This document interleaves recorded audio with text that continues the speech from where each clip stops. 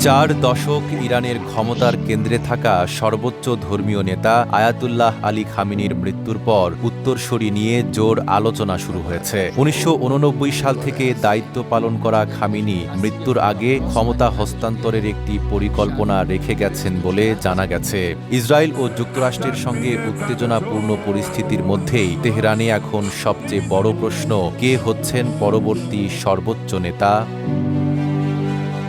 আলোচনায় উঠে এসেছে 5টি নাম। প্রথমেই রয়েছেন তার দ্বিতীয় পুত্র Mojtaba Khamenei. Islamic Revolutionary Guard Corps IRGC ও বাসিজ বাহিনীর ওপর তার প্রভাব রয়েছে বলে ধারণা করা হয়। তবে পিতা পুত্র উত্তরাধিকার ইরানের শিয়া শাসন ব্যবস্থায় প্রচলিত নয়, আর তার উচ্চ পর্যায়ে ধর্মীয় মর্যাদা নিয়েও প্রশ্ন আছে।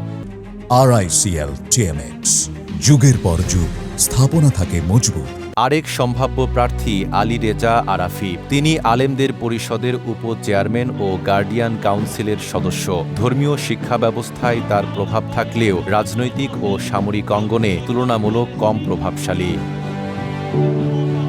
কট্টরপন্থী আলেম মোহাম্মদ মেহদি মীর বাঘেরির নামও আলোচনায় রয়েছে। তিনি পশ্চিমা বিরোধী অবস্থানের জন্য পরিচিত এবং কম-ভিত্তিক ধর্মীয় প্রতিষ্ঠানের নেতৃত্ব দিচ্ছেন। এছাড়া রয়েছেন হাসান খমিনি, ইরানের প্রথম সর্বোচ্চ নেতা আয়াতুল্লাহ রুহুল্লাহ খমিনির নাতি। তুলনামূলক উদার মনোভাবের হলেও প্রশাসনিক ও সামরিক প্রভাব সীমিত।